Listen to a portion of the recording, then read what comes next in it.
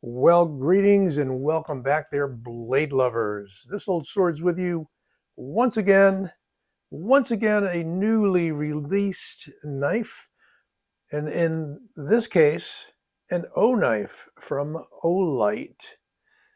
So, the flashlight company once again strikes, and we have one of, I think, like six or maybe even seven knives. They're going wild with new knife models. And as you can see, this is very interesting. This is a knife that, if you were just to see a picture, would look small, but it is a sizable knife with a very tall handle. It is, I don't know who the design is by, it's in-house, but as far as I know, and a lot of other people know, it is made by Kaiser. Has a Kaiser type pouch. It has Kaiser type box, except we've got lots of more photos and artwork on the outside of this box than you would see on a Kaiser. It's got the typical Kaiser drop-in envelope here on the top. Actually, not an envelope, but a cover. Similarly set up.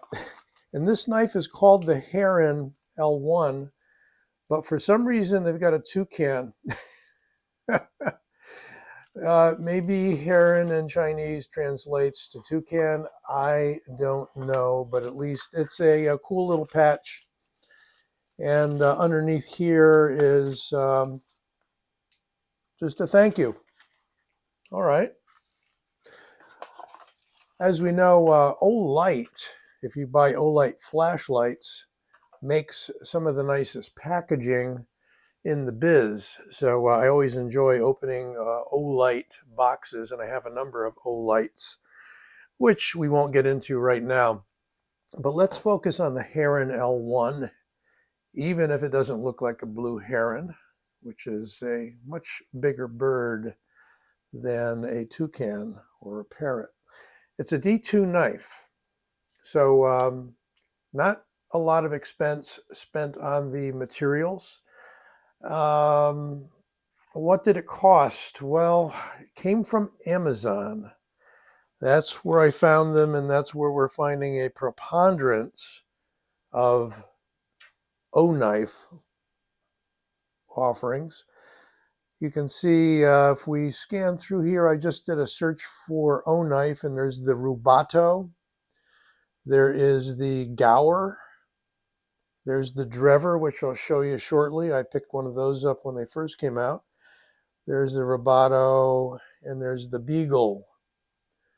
So the Metal, Mettle, another Rubato, and so forth. So I'm counting maybe 5 different models of O-knife. What's special about it? Well, it's a Wharnie with a compound grind. We've got a hollow in here, and we have a flat grind here. And I want to thank, who do I want to thank? A few other contributors out there in YouTube land. Skelton, Jim Skelton. Sorry for forgetting your name, Jim. That's where I saw this knife first. So I said, you know, it's fairly reasonable in price. Let me check it out. Some of you may feel it's a little bit much, maybe a little over the $50 mark for a D2 knife, but it's nicely done. We have what appears to be a molded FRN handle with lots of texture. And again, it's got that high, almost gun stock sort of feel to it. For all the world, very similar to some Dirk Pinkerton Wharncliffe designs. You might compare them to those and find some similarities. Confidence inspiring in the hand. I mean, man, for me, at least with a medium large hand, I'm hanging on to this thing. It's not going anywhere. Effective jimping, even though we've got a coated blade that sometimes tends to smooth that jimping out. A fuller and a hole opener. So how is the action on it? Well, pretty much drop shut. We can finger flick it easily. We can back flip it with a flipper tab easily. I can roll it out slowly with the thumb and smooth on bearings. I mean, typical Kaiser workmanship. And again, we don't have proof of that, but the Drever was touted as being a Kaiser-made knife. So there you see some lightning holes on the inside. I don't know if you can see those. Only on the liner side, because there is no internal liner on the show side of the knife. It's solid FRN plastic. And it's very solid, does not flex. So, you know, if you're concerned about not having a liner on both sides, I mean, I'm squeezing the heck out of this and I'm not getting any flex whatsoever. So good working, usable knife. Why don't we see if we can find the tape measure and check out the dimensions on this big sort of guy. Yeah, it's, we're going to call it 8.35 overall with a blade length of 3 3/4. I'm surprised. And a blade cutting edge of just under 3.5 inches, like 3.35 maybe. And we have a little bit of a choil here, which is what shortens up the cutting edge on the blade. I don't know, either give me a full choil or don't give me a choil at all. How about that? What can I say? In inches, handle thickness 0.57. Believe me, it does not feel fat. 3mm blade stock, which is 0.12 inches. And it's not going to be extremely light, but it's not going to be a pocket anchor either. Yeah, over 5 ounces, call it 5.4 ounces. So for a knife that's over 8 inches and with a blade 3 3/4 inches, I don't think that's too bad. Yeah, you can find knives that are in the 4 ounce, maybe even 3 ounce range. They did provide us with a liner that is, let's take another look at this. Everything's black, so kind of have to put some light on it. I would say it's not an overly thin liner. Hard to tell when they're contoured like that, but certainly seems adequate. And the lockup is looking like about 25%, so certainly decent. Blade to handle ratio, hard to find it in there, but let's bring the light out again, I guess. Yeah, pretty decent. Yep, pretty close to about as far as you can go on that handle. Wonder if I can thumb flick it out. Yeah, I can. Seems to roll a little easier with the thumb than flick with the thumb. But middle finger flick it, certainly. You've got a fuller running all the way up that does allow you to use that fuller as well. Personally, I'd rather dig my finger into the opening hole, no problems whatsoever. Again, good run of jimping, just about right. Whether you'd get a little more slippage if your hand is wet or not, I'm not sure, but you can see they're cut in pretty well. Nice blue pivot collar. That's the only color accent on the whole knife. And as far as billboarding goes, they put Oknife reasonably small. It's going to stand out because it's white on black, and that's the only color this blade comes in. And the name of the knife there. This appears to be a model number.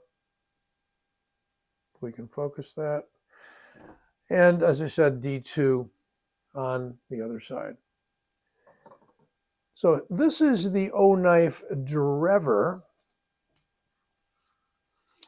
Also coming in a Kaiser type pouch. Oh, and they gave us a challenge coin, a very nice one, with this knife. Since it was their first knife, it would be nice if we had a challenge coin in this pouch, but although there is a provision, there is no coin, as far as I can tell. So here's the Drever. I would say very Kaiser-esque in appearance. This one with thumb studs and a flipper, muted flipper. And it's a nice little knife. Now here they gave us a really usable choil area where you can choke up, and a short run of jimping that's still pretty grabby, and blue thumb studs and a blue pivot. So they're sort of keeping with that theme of blue pivot collar on this one, but look at the size difference. Not even so much in length. In fact, in length, they're not that far off. But in height, my God, this is like towering Inferno. It was a movie, right? It's like a skyscraper next to this skinny little handle here. Look at that. Wow.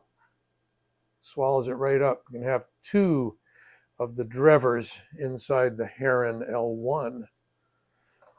What does the Heron L1 look like next to Reptilian? Well, about the same length, very, very, very close. Blade slightly longer. I said it was 3 3/4, but we know this is closer to a 3.5-inch blade. I want to get too particular here with sizes, but that's actually a little under 3.5. But the way this measures out, because of the fact that the point drops, which is why we're getting a longer distance from this angled point to the start of the handle. Anyway, it feels good in the hand. It feels really good. Feels really solid. Would make an excellent working knife. Is it sharp? Will it cut, as LTK likes to say? Well, if I get my act together here, yeah, because I tried it earlier, and it is a pretty good cutter, and certainly that point is just wicked. So that's out of the box. That's the edge you get. If you look very closely, you're not going to see much of a difference in the edge bevel there, even though you've got a higher hollow grind here and a shorter flat grind there. I would say, yeah, I mean, it's going to have a little finer edge here. I'm not going to bother measuring the edge, the thickness behind the edge, but we've probably got more thickness behind the edge, obviously, on the flat grind at the front, shallower grind, and than we do here on the hollow. So it could give you some advantage in these two sections of the blade. That's what it's supposed to do. As Jim Skelton mentioned, what's interesting is that you do pick up that hump if you're cutting through materials from the heel to the point of the blade. You're going to encounter that little hump. It's pretty slick on the coating here, so I don't know that it's going to be a big deal. But, you know, ideally, you have a hollow up here and a flat back here. At least that's what Mr. Skelton proposes, speculates, what have you. And I'm not saying I'm doubting that. But this is the Heron L1. Thought you'd like to take a look at it. I think it is worth a try, especially if you're into Wharncliffe blades. And what are they getting for it? Well, they're getting $64.99. No discounts that I'm aware of, unless you have a coupon or some such thing. Or if Oknife is offering a sale, and sometimes that's reflected onto the Amazon site as well as their own site. But there you go. I'd call it a budget knife because it's under 100, it's under 75, and probably you'll see a lot of these knives drop over time. But let me know what you think. It's a cool, new, interesting knife that I believe has some good EDC function and certainly even some tactical use. You tactical guys. Don't forget to give this a like and subscribe. I'll be back soon. Take care.